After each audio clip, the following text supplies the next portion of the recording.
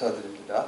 네. 우리 마태복음 22장에 보면 그 예수님께서 그 가이사의 것은 가이사에게, 그리고 하나님의 것은 하나님에게 바치라, 이렇게 이제 말씀하시는 것이 나옵니다. 근데 거기서 이제 가이사라는 건 이제 로마 황제죠. 원래 이제 로마 황제 율리어스 시저가 이제 시저를 음역하다 보니까 좀 이렇게 가이사, 뭐 카이사르, 뭐 카이사, 뭐 이렇게 이제 여러 가지로 그 음역이 된 것을 볼 수가 있습니다. 근데 이제 성경에 보면은 가이사의 이름을, 로마의 황제죠, 로마의 황제 이름을 딴 그 지역이 있습니다. 지명을 이제 그게 이제 원래는 그 고유명사였잖아요. 율리어스 시저였는데 이제 그게 일반 명사, 로마 황제를 전체 이제 가이사라고 하는데, 그 가이사랴라는 지역이 있습니다. 오늘 사도 바울이 이제 배를 출발하고 2년 동안 감금되었던 곳이 바로 가이사랴죠. 근데 이제 가이사랴라는 것은 이제 황제의 성이라는 뜻이에요. 황제의 성. 그래서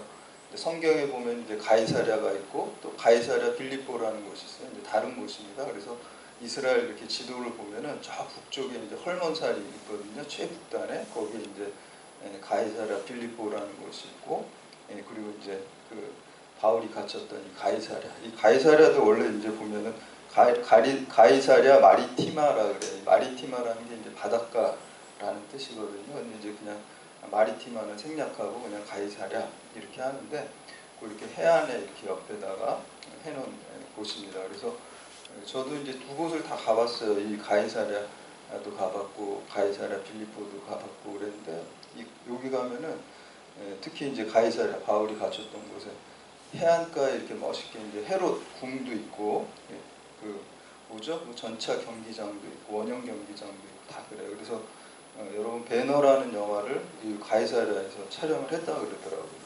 해안이 너무 멋있는데, 너무 멋있게 이제 지중해잖아요. 그래서 이제 그 지중해 서쪽, 서북쪽에 이렇게 있는 곳입니다. 그래서 지중해 바다가 보이고, 헤롯이 이제 헤롯 대왕이죠. 헤롯 대왕이 거기다가 항구 도시를 만들고 가이사랴라고 로마 그 황제를 위한 성이라고 그 도시 이름을 지었습니다.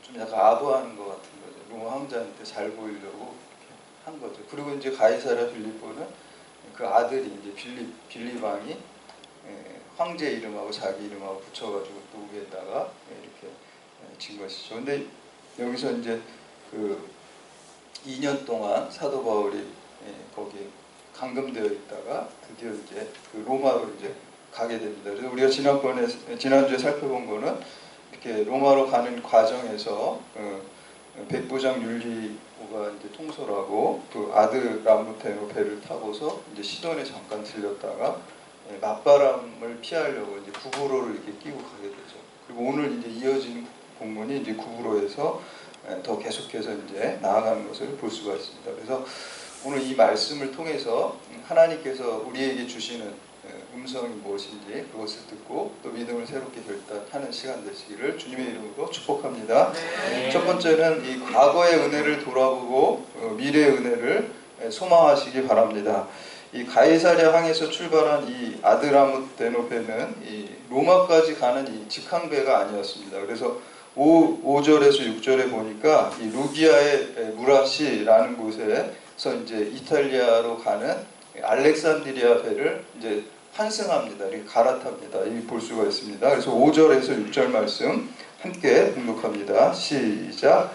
빌리비아와 밤빌리아 바다를 건너 루기아의 무라시에 이르러 거기서 백부장이 이달리아로 가려 하는 알렉산드리아 배를 만나 우리를 오르게 하니.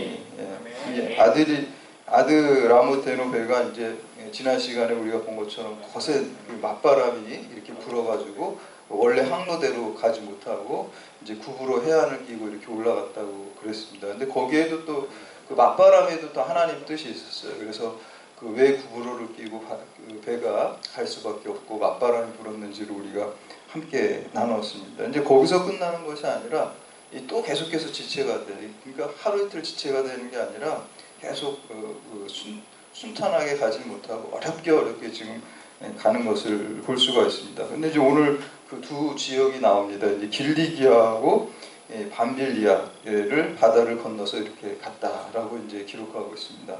이 두 지역도요, 구브로처럼 바울에게 아주 의미 있는 지역이고 중요한 지역입니다. 여러분 길리기아는요, 길리기아 다소 들어보셨죠? 이 사도 바울의 고향입니다. 사도 바울이 태어난 곳이. 그래서 이제 인생 말년에 마지막으로 자기가 이제 로마로 가면서 사명을 마음에 품고 이제 거기서 내가 순교하겠다라는 그런 마음의 각오를 하고서 이제 로마로 가면서 자기 고향을 바라본 거예요. 제가 어렸을 때 자기가 태어나고 자란 그 길리기아 다소를 이렇게 바라보면서 어떻게 보면은 모든 인생이 한순간에 파노라마처럼 막 이렇게 지나갈 것 같아요. 이 길리기아 다소에서 그 사도 바울이 태어나서 거기는 이제 그 그리스어를 사용했습니다. 이방 세계에서 살았던 거죠. 이방, 그러니까 그 헬라파 유대인으로 자랐습니다. 히브리파 유대인들은 그냥 이스라엘에서 태어나서 히브리어만 사용했지만 이 바울은 어려서부터 그 다소 이방 세계에서 자랐기 때문에 당시에 이제 그리스어가 통용됐는데 그리스어를 네이티브처럼 아주 잘할 수밖에 없어요. 거기서 태어나고 거기서 자랐기 때문에. 그러니까 우리가 선교할 때 중요한 것 중에 하나가 이제 언어 문제입니다. 언어 문제만 사실 해결되면 그 현지어를 잘하게 되면 선교하는 게 한 뭐 50, 60% 이상은 벌써 이제 다 해놓고 가는 거예요.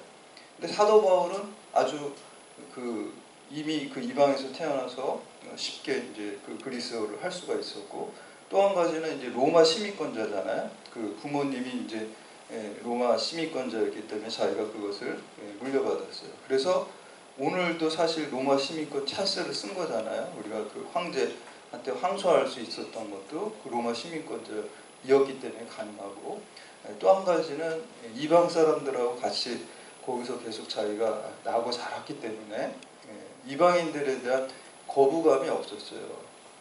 만약에 사도 바울이 그 이방에서 이렇게 태어나지 않고 길리기아 다소에서 태어나지 않고 무슨 뭐 예루살렘에서 태어나든지 뭐 갈릴리에서 태어나든지 히브리파 유대인이었다고 한다면 아마 하나님께서 사도 바울을 이렇게 이방 선교를 위한 큰 힘으로 쓰기가 어려웠을 것 같아요.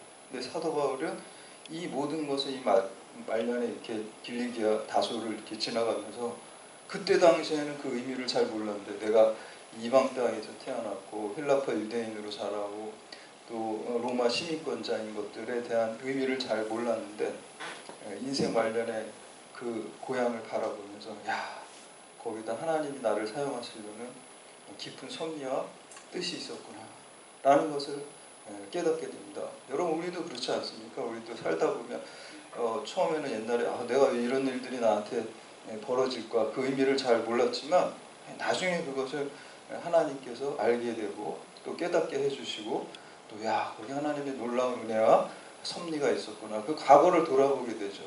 과거의 은혜를 우리가 또 과거에 하나님께서 나를 지켜주시고 보호해 주신 그것들을 우리가 기억하면서 어떤 것을 가질 수 있냐면 미래에도 하나님께서 나를 저 천국으로 더 좋은 것으로 인도하시겠다는 소망의 은혜를 우리가 갖게 되는 것입니다.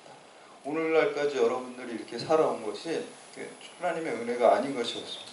그렇다고 한다면 앞으로 미래에도 우리가 주님만 붙들고 살면 더 큰 은혜로 여러분들을 하나님께서 책임져 주실 줄 믿습니다. 네, 이런 그 결심을 하고 간 거예요. 그 다음에 이제 이 밤빌리아라는 곳은 이 길리기아 바로 이제 옆에 있는데 여기는 이제 두 번째 선교지 버가가 거기에 이제 속해 있는 곳인데 이 버가라는 곳은 어떤 곳이었냐면요. 그 1차 전도 여행 때 바나바랑 이제 버가를 이렇게 갔는데 거기에서 이제 수행원인 청년 마가가 바나바의 이렇게 그 조카 정도 되는데 이 청년 마가가 같이 수행원으로 갔어요. 근데 이제 버가에 딱 도착하자마자 너무 힘드니까 이 좀 부잣집 아들이거든요. 마가의 다락방 그 부잣집 아들이니까 고생을 안 해서 생각한 것처럼 그렇게 만만치 않으니까 선교가 그냥 집으로 가버린 거예요. 무책임하게. 그러니까 이제 거기에 구멍이 팍 뚫린 거죠. 이게 수행을 해줘야 되는데 지금 우리가 축구 같은 거 하다 한 선수가 퇴장당하면 거기 구멍이 딱 생기는 거잖아요. 힘들어지는 거잖아요. 그 팀 전체가. 마찬가지로 마가가 가면서 바울이 되게 이제 속으로 안 좋게 생각하고 이 선교의 차질을 빚었기 때문에 그것을 다른 사람들이 채워가면서 어렵게 1차 전도 여행을 마쳤습니다. 근데 이제 2차 전도 여행을 가는데 다시 한번 이 바나바는 이 마가를 데리고 가자 그랬어요. 근데 이제 바울은 반대를 했어요. 지난번에 그렇게 갔기 때문에 또 어려움이 생기니까 도저히 데려갈 수 없다. 그래서 둘이 엄청나게 크게 다투고 싸웠어요. 사도행전에 나옵니다. 둘이 싸우고 결별을 했어요. 그 문제 때문에. 마가를 데리고 가냐 데려가지 말아야 되냐라는 것 때문에 싸워서 결별했어요. 그래서 원래 1차 전도 여행지를 2차 전도 여행 때 다시 한번 다지는 의미로 가려고 계획을 했었어요. 둘이 같이. 근데 그 싸움 때문에 갈라지고 생각하지도 않은 그 신라를 그 수행원으로 해서 동역자로 삼아가지고 전혀 다른 길, 바나바하고 반대길로 결별을 했습니다. 다른 계획하지도 않았던 길을 가게 됐는데 그게 그리스 쪽으로 유럽 선교의 그쪽으로 방향을 가게 된 것입니다. 그러니까 그 세계의 중심인 유럽으로 이제 그 싸움 때문에 가게 되고 오늘 본문에 또 제국의 중심인 로마까지 향하는 길이 그때 열리게 된 것입니다. 하나님께서는 우리의 부족함과 연약함까지도 협력해서 선교를 이루시는 것을 볼 수가 있습니다. 그래서 그리고 이제 이 길리기아, 밤빌리아 그런 큰 의미가 있고 그리고 나중에 이제 마가는 여러분 이제 그 마가복음의 저자거든요. 그래서 이 복음서 중에 가장 처음에 기록된 책이 마가복음이에요. 순서 우리 책에는 마태복음이 앞에 있지만 쓴 연도는 마가가 제일 처음에 기록된 책이 됐고 또 이제 사도 바울이 참수형 당할 때 끝까지 옆에서 같이 함께 있었던 사람이 그 마가였습니다. 그래서 동역자로 바울의 동역자로 새롭게 세워졌습니다. 그래서 우리가 과거의 은혜를 이렇게 늘 기억하고 잊지 말고 그냥 과거의 또 미래에 대한 소망으로 우리가 믿음을 더 크게 기대하고 성장하는 여러분들 되시기를 축복합니다. 두 번째, 하나님의 사랑은 반드시 이웃 사랑으로 이어져야만 됩니다. 우리 기독교는 사랑의 종교고요. 구약의 그 10계명도 그 1계명부터 4계명까지는 대신관계, 하나님 사랑이고요. 그리고 5계명부터 10계명까지는 대인관계, 그 이웃사랑입니다. 그래서 예수님께서도 모든 계명을 정리해 준 게 하나님 사랑과 이웃사랑이라는 것을 우리에게 세 계명을 준다고 정리해 주셨어요. 뿐만 아니라 예수님께서는 이 하나님 사랑이 수직이 되고 또 이웃사랑이 수평이 되는 그 십자가 사랑을 몸소 우리에게 보여주셨습니다. 그리고 우리가 그 사랑으로 구원받을 수 있게 된 것이죠. 그래서 지상명령이 선교명령이라고 한다면 예수님의 지상계명, 최고의 계명은 바로 사랑계명입니다. 하나님 사랑, 이웃사랑의 계명입니다. 우리 6절 말씀 함께 봉독합니다. 6절 시작. 거기서 백부장이 이달리아로 가려하는 알렉산드리아 배를 만나 우리를 오게 하니. 이 의사 누가가 이제 이걸 기록하면서 여기서 우리라는 단어를 사용하고 있습니다. 근데 이제 여기서 우리는 구체적으로 누구를 말합니까? 우리 바울의 로마행을 처음 주는 사도행전 27장 1절에 이렇게 시작됩니다. 우리가 배를 타고 이달리아로 가기로 작정됨에 바울과 다른 죄수 몇 사람은 아우구스도의 백부장 율리오란 사람에게 맡기니. 근데 여기서 우리라는 것은 자신 누가 의사 누가하고 바울하고 그리고 아리스다하고 이 세 사람을 말하는 거예요. 자기네 선교팀을 말하는 것이죠. 그리고 백부장 율리오하고 다른 제수들과 로마 군인들은 여기서 우리가 아니었습니다. 처음에 시작할 때는. 근데 이제 4절부터는 이 우리의 범위가 달라지기 시작해요. 4절 보시면은 또 거기서 우리가 떠나가다가 맞바람을 피하여 구로 해안을 의지하고 항해해요. 그 배에 탄 사람이 다 우리가 되어버렸어요. 처음에는 3명이 우리였는데 넓어지는 거예요. 사람이. 다 우리가 돼버리는 거죠. 37절에 보면 배에 있는 우리의 수는 전부 276명이라고 이렇게 276명 전부가 이제 우리예요. 처음에는 바울하고 자기하고 아리스타하고 이렇게 세 사람이 우리였는데 넓어졌어요. 왜 이렇게 됐어요? 하나님의 사랑이 부어지면요, 이제 다 그 이웃 사랑으로 이게 퍼져가면서 그게 다 나 자신이 타인이 내 이웃을 내 몸과 같이 사랑하는 사랑으로 확장되게 돼 있는 것입니다. 기독교 사랑이라는 것은요, 내가 하는 게 아니에요. 내 안에 있는 것으로 하는 게 아니라요, 하나님께서 또 예수 그리스도께서 십자가에서 부어주시는 그 사랑을 받아서 그 사랑의 유통자가 돼 사랑을 흘려보내는 거예요. 내 잔이 넘쳐가지고 그것을 다른 사람한테 흘려보내는 거예요. 여러분 내 안에 있는 거 가지고 내가 가진 사랑으로 하면 어떻게 되냐면요, 이해관계에 대해서 사랑이 맨날 바뀌고 변덕이에요. 그리고 감정이 식으면 또 안 와요. 예, 뭐 그리고 수지타산이 안 맞으면 또 사랑한다 그러다가 또 마음을 싹 돌려요. 그게 내가 하는 사랑입니다. 그게 죄악된 인간이 하는 사랑이에요. 때에 따라서 맨날 바뀌는 거예요. 예, 희생하지 않은 이기적인 사랑입니다. 근데 주님이 주신 사랑은요, 내 목숨을 다 바쳐서도 그 사람이 알아주지 않아도 다 내 것을 내어주는 주님과 같은 그러한 사랑입니다. 그래서 사랑도 내가 하는 게 아닙니다. 사랑을 우리가 주님 하나님으로부터 여러분들이 사랑을 많이 받아서 그 사랑을 흘려보내는 사랑의 유통자, 사랑의 택배원이 되는 거예요. 사랑의 생산자는 예수 그리스도입니다. 십자가 사랑으로 생산해낸 그 사랑을 우리가 받아서 유통하고 흘려보내는 것입니다. 내가 만든 사랑은 이기적인 사랑일 수밖에 없고 또 변덕스러운 사랑일 수밖에 없는 것입니다. 그러므로 요한 1서 4장에서는 누구든지 하나님을 사랑하노라 하고 그 형제를 미워하면 이는 거짓말하는 자니 보는 바 그 형제를 사랑하지 아니하는 자는 보지 못하는 바 하나님을 사랑할 수 없느니라. 우리 예수님께서 마태복음 25장에서 지극히 작은 자 하나에게 한 것이고 나에게 한 것이고 지극히 작은 자 하나에게 하지 않은 것이 곧 나에게 하지 않은 것이라고 그랬어요. 그러니까 주님 사랑하는 것이 곧 이웃사랑으로 이어져야 된다라는 것입니다. 마지막으로 세 번째, 이 그리스도인은 배의 키를 하나님께 맡긴 이 태바로 사는 사람이 되어야 됩니다. 우리 7절하고 8절 말씀 함께 봉독합니다. 시작. 배가 더디가 여러 날 만에 간신히 나도 맞은편에 이르러 풍세가 더 허락하지 아니하므로 살몬의 앞을 지나 그리데안을 바람막이로 항해하여 간신히 그 연안을 지나 미양이라는 곳에 이르니 라세아시에서 가깝더라. 아멘. 바울 일행이 이탈리아로 향하는 알렉산드리아 배를 이제 갈아탔죠.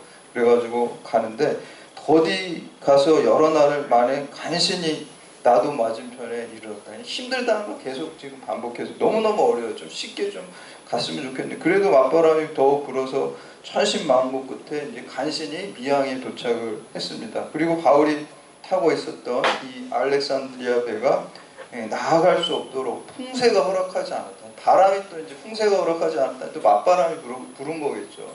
가질 못하는 거예요, 배가. 그리고 막 배가 자꾸 이제 뒤집혀질 것도 같고 그래서 너무 바람 때문에 갈 수가 없습니다. 바람과 파도를 관장하시는 분이 그런데 하나님이십니다. 왜 이렇게 그 어려움이 있고 지체되고 맞바람이 불고 계속 로마로 향하지 못하고 있을까요? 참 이상한 일이죠. 왜냐하면 사도 바울이 제국의 심장에 가서 복음을 전하려고 목숨까지 내어주려고 지금 그 순수한 마음으로 기도하면서 가고 있는데 좀 순풍이 뒤에서 막 불어가지고 열흘 걸릴 것도 뭐 한 5, 6일에 그냥 확 가고 그래야지 맞는 거 아닌가요? 이렇게 막 뒤에서 막 바람을 확 불어줘야 되는데 오히려 계속 막히고 지체되고 뭐 하루 이틀도 아니고 여러 날이 지체돼서 결국에는 이 그 지중해 연안에서 이제 겨울이 되면 이제 운행을 할 수가 없는데 겨울을 돼가지고 이제 옆으로 피해가는 것을 볼 수가 있습니다. 왜 이렇게 지체가 되고 이렇게 맞바람이 불까요? 그 다음에 이제 특별히 이제 미양에 이제 거기서 겨울을 지내려고 하는데 거기가 이제 율리오가 적합하지 않다라고 이제 선장과 선주들의 얘기를 듣고 그래서 이제 옆에 있는 그레데 섬 서쪽에 베닉스라는 쪽으로 가서 겨울을 맞으려고 이제 그 276명을 다 데리고 그쪽으로 가는데 거기도 제대로 못하고요. 다음 시간에 우리가 보겠지만 유라굴로 강풍이 만나가지고요. 배가 뒤집어지고 그런 어려운 일들이 일어납니다. 근데 중요한 것은 그 고난과 그 지체와 그 광풍 때문에 그 배 안에 있는 사람들이 예수를 믿게 됐어요. 아멘. 그 영원히 구원받게 됐어요. 바람과 지체와 그런 여러 가지 이 육신의 어려움들 또 이 세상의 어려움들 인생의 어려움들 그 바람이 불 때 그 사람들의 영원히 구원을 받게 되는 하나님의 놀라운 섭리와 역사가 있었다는 것입니다. 뿐만 아니라 이 바울 일행이 그 그레데 그래서 멜리데 성문에 가서 거기에 있는 사람까지도 주님께 인도하는 것을 볼 수가 있습니다. 그러니까 우리가 하나님 일을 하는데도 잘 술술 풀리지 않고 자꾸 어려운 일이 발생하고 또 맞바람이 부는 것 같은 일이 있을 때가 있죠. 또 일이 빨리 진행이 안 될 때가 있죠. 이상합니다. 왜 내가 하나님 일을 이렇게 하겠다는데 자꾸 지체가 되지? 근데 그 안에도 하나님께서 놀라운 영원 구원의 역사가 있다는 것을 여러분 믿으시기를 바랍니다. 네. 예. 노아의 방주는 사실 방주가 이제 배인데 그거는 솔직히 배도 아닙니다. 솔직히. 왜냐하면 배라는 것은 어떤 동력 장치가 있어서 어느 방향으로 내가 가야 되는 거잖아요. 그래서 노가 있든지 혹은 돛대가 있든지 아니면 무슨 엔진이 있든지 해가지고 그 방향으로 내가 원하는 방향으로 가는 게 그게 배입니다. 그런데 노아의 방주에는 그런 게 하나도 없어요. 동력 장치가 하나도 없어요. 노도 없고 돛도 없고요. 엔진도 없고요. 그냥 무슨 네모난 나무 상자예요. 잠실 운동장만한 그냥 튼튼한 상자. 그냥 물에 떠다니는 겁니다. 아무 동력 장치가 없어요. 하나님께서 이끄시는 대로 그냥 가는 거예요. 내가 죽든지 살든지 어느 방향으로 이끄시든지 어느 속도로 가든지 그냥 나 아무것도 안 하는 거 그냥 내 맡기는 것입니다. 하나님께 다 맡기는 게 노아의 방주입니다. 그런데 하나님께 다 맡겼을 때 다른 사람은 다 홍수로 심판으로 죽어가지만 하나님께 다 맡긴 노아와 그 가족만 살아남을 수 있다. 생명이 그에게 보장될 수 있다는 것입니다. 여러분 우리 하나님께 우리의 인생을 다 맡기면요 우리에게 생명이 주어지고 축복이 주어지는 걸 믿으시기를 바랍니다. 근데 이 노아의 방주가 그 히브리어로 원어에 보면 테바라 그래요. 테바. 근데 재밌는 거는 모세의 갈대 상자도 똑같은 단어가 테바라는 단어를 쓰고 있습니다. 단어가 같아요. 히브리어 단어가 똑같습니다. 근데 사이즈를 한번 생각해 보세요. 노아의 방주는 잠실 운동장만 하고 그 모세의 갈대 상자는 그 갓난애기 무슨 요만한 유모차보다도 작은 그런 바구니입니다. 갓난애기 담는 바구니. 규모가 어마어마하게 차이 나는데 성경은 규모와 상관없이 그게 똑같이 태바입니다. 똑같은 공통점이 있어요. 그 갈대 상자에도 동력 장치가 없어요. 나일강에다가 그 어머니가 그것을 놓을 때 거기서 무슨 일이 벌어질지 몰라. 악어가 먹을 수도 있고 이게 뒤집힐 수도 있고 또 누구한테 발견돼도 이게 뭐 히브리 아이라 그래서 죽일 수도 있는 일이고 어떻게 될지 몰라요. 살든지 죽든지 이 하나님께서 인도하시는 대로 가라고 그냥 는 거예요. 거기다 아이를 담은 거예요. 그래서 하나님 인도하시는 대로 다 맡기는 거예요. 노아의 방주도 그냥 하나님께 다 맡기는 거고요. 그리고 또 모세의 갈대 상자도 하나님께 다 맡기는 거예요. 동력 장치가 없다는 공통점. 또 한 가지는 거기에 몸을 집어넣은 사람들은 다 하나님께서 구원하신다. 노아의 방주에 들어간 사람은 살아나는 것이고요. 갈대 상자에 들어간 사람은 살아나는 것이고요. 그게 태반입니다. 하나님께서 이끄시는 대로 내가 내 인생을 노를 젓고 방향을 결정하는 것이 아니라 나의 모든 동력 장치를 다 버리고 다 내버리고 시동을 다 끄고 오직 주님께 다 맡겨서 주님이 이끄시는 대로 가는 것이 바로 태반입니다. 오늘 사도 바울이 탄 이 알렉산드리아 배 역시 태바였습니다. 하나님께서 인도하신 대로 가는 거예요. 물론 이제 이 배에는 동력 장치가 있었겠죠. 그러나 거기에 타고 있었던 사도 바울 자체가 하나님께서 인도하신 대로 이끄시는 태바 그 자체였습니다. 그 태바 자체인 사도 바울이 그 배에 탔을 때 그 배 역시 하나님께서 인도하시고 이끄시는 태바 알렉산드리아 배가 되었습니다. 여러분 오늘 우리가 살아가면서 우리의 내가 생각하는 방향, 내 뜻하는 방향, 또 내 욕망이 추구하는 것을 따라 살아가는 것이 아니라 하나님 바라보면서 하나님께서 나를 인도하시는 그 뜻이 무엇인지를 여러분들이 영적으로 민감하게 잘 캐치해가지고 거기에 순종하고 따라가는 다 내어 맡길 때 여러분에게 생명과 구원의 역사가 있을 줄 믿으시기를 바랍니다. 그뿐만 아니라 우리가 속한 이 경찰대학과 대한민국과 이 열방이 여러분 자체가 테마가 돼서 오늘 사도 바울과 같이 알렉산드리아 배 전체가 테마로 만든 것과 같이 우리가 속한 이 대학을 이 공동체를 구원받는 공동체로 하나님이 이끄시는 공동체로 만드는데 쓰임받는 여러분들 다 되시기를 주님의 이름으로 축원합니다.